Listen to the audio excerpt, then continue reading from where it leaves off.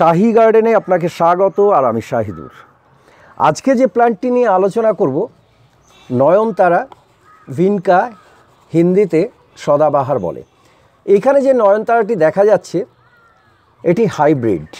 আমাদের দেশীয় নয়নতারা বেশ বড় গাছ হয়, খুব কষ্ট সহিষ্ণু, সাদা এবং হালকা পিঙ্ক কালারের ফুলগুলো দেখা যায়।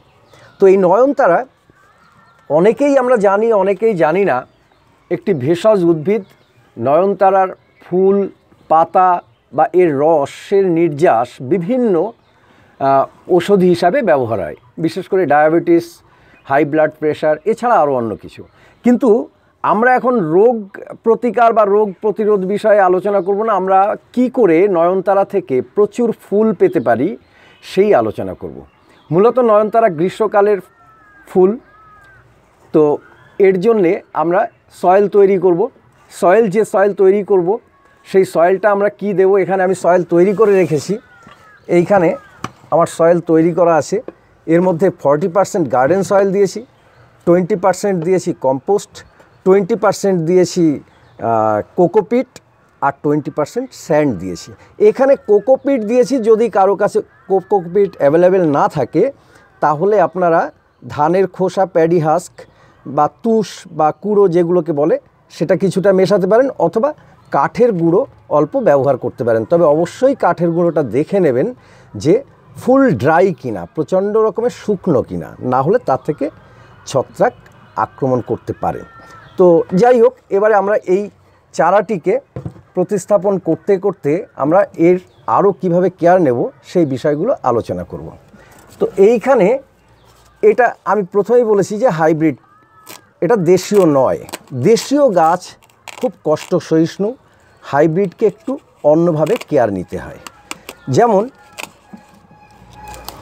নয়নতারা জল পছন্দ করে, জল দিতে হয়, কিন্তু জল দিতে হয় মানে এই নয় যে জল বাঁধিয়ে রাখতে হয়। তো টবের নিয়ম মতন আমরা প্রথমে এটাকে একটু বালি দিয়ে দিলাম,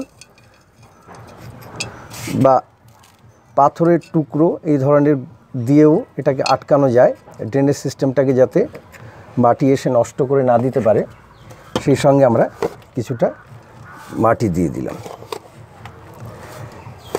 তো এই যে মাটিটা তৈরি করা, এই সয়েলটা এমনভাবে তৈরি করা যেখানে কোকোপিট দেয়া আছে, জল কিছুটা আর্দ্রতা ভাব ধরে রাখবে কিন্তু জল বাঁধিয়ে রাখবে না।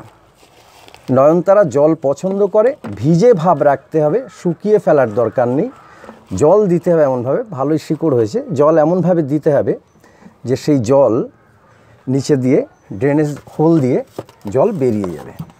কিন্তু বৃষ্টির জল নয়নতারা একদমই পছন্দ করে না, পাতা নষ্ট হয়ে যায়, পচে যায়।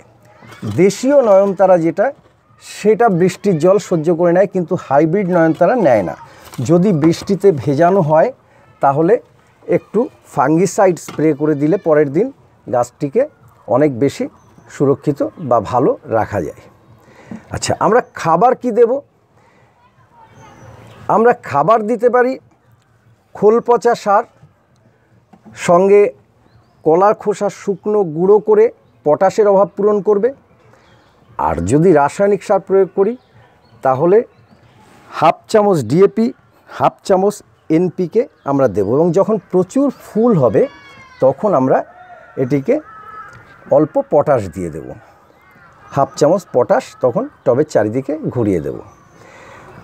জল বললাম, সানলাইট, নয়নতারা সানলাইট প্রয়োজন, কিন্তু সানলাইট প্রয়োজন হলেও দুপুরের যে রোদ যদি পাতায় পড়ে তাহলে পাতা ঝলসে যায়। সেই কারণে আমাদের লক্ষ্য রাখতে হবে সকালের রোদ এবং বিকালের রোদ। যদি সেটা সম্ভব না হয় তাহলে সেমি শেড, ফুললি শেডে রাখার দরকার নেই, সেমি শেড যেখানে একটু প্রখর রোদটা কম পড়বে কিন্তু রোদ পাবে। এবার আমরা গাছটিকে তো বসিয়ে দিলাম, এটাকে জল দেব। এবং প্রত্যেক টবের ক্ষেত্রে আমি যেটা করি, প্রথমে গাছ বসানোর পর টব ভর্তি করে জল দিতে হয়, অতিরিক্ত জল ড্রেনেজ হোল দিয়ে বেরিয়ে আসবে। কেন জল ভরে দেব, এর মধ্যে যে এয়ার গ্যাপগুলো থাকে আমরা হাত দিয়ে মাটি অত্যাধিক চেপে চেপে না দিয়ে, শিকড়টাকে এক জায়গায় করে না দিয়ে একটু কম প্রেসারে মাটিটা দিয়ে তারপরে জল দিলে কি হবে, জলটা নামতে থাকলে ওর মধ্যে এয়ারটা থাকার কথা নয়, সে ড্রেনেজ হোল দিয়ে এয়ারটা বেরিয়ে যাবে এবং মাটিটা কম্প্যাক্ট হবে। সেই কারণে আমরা ভরে জল দেব এবং জল বেরিয়ে যাবে। আমরা নয়নতারার ক্ষেত্রে যদি গাছটিকে বুশি করতে চাই, ঝাড় করতে চাই, এইখানে দেখা যাচ্ছে এই যে নূতন নূতন যে ডালপালাগুলো বের হচ্ছে, এগুলোকে আরও ভালো করার জন্যে কোনো মায়া না করে এই ছোটো গাছের যে ফুলটি আছে আমি সেটি কেটে দেব। গাছকে বুশি করতে হলে পিঞ্চ করাটা খুব জরুরি, এবং যখন এগুলো আরও একটু বড় হবে তারপরে এই আগাগুলোও আমরা কেটে দিতে পারি, এবং তাহলে গাছটি অনেক দিন ধরে এবং অনেক বেশি ফুল দেবে। তো সারের কথা বললাম, রৌদ্রের কথা বললাম, জল যেটা বললাম, জলের কোনো নির্দিষ্ট নিয়ম নেই। বেশিরভাগ গাছের ক্ষেত্রেই যেটা ঘটে, আমরা জল দেব, জলে একটা ভিজে ভাব থাকবে, উপরটা যখন ড্রাই হয়ে যাবে তখন আমরা আবার এটিকে জল দেব, এবং যখন জল দেব তখন টব ভর্তি করেই দিতে হবে। না হলে এমন নয় শিকড় উপরে থাকে না, আস্তে আস্তে টবের নিচের দিকে যায়, উপরে একটুখানি জল দিলাম, উপরের 1 ইঞ্চি অংশ ভিজে গেল, কিন্তু গাছটি তার প্রয়োজন মতন খাবার মাটি থেকে নিতে পারলো না, বা জলও সে গ্রহণ করতে পারলো না। সেক্ষেত্রে গাছের গ্রোথ বা গাছের ফুল দেওয়ার পরিমাণ এগুলো কমে যাবে। তো সেই কারণে আমরা জল দিলে টব ভর্তি করেই দেব। এবং এই হাইব্রিড যে নয়নতারার কথা বলছিলাম, এগুলো বসানোর জন্য 8-10 ইঞ্চি টব যথেষ্ট, তার বেশি বড় টবের খুব বেশি দরকার নেই। তো বন্ধুরা, আমি এইখানেই এই নয়নতারা সম্পর্কে যা বললাম এখানে শেষ করব। যদি ভিডিওটি ভালো লাগে তাহলে লাইক করবেন, শেয়ার করবেন, সাবস্ক্রাইব করবেন। ধন্যবাদ। গাছ লাগান, ভালো থাকুন, সুস্থ থাকুন।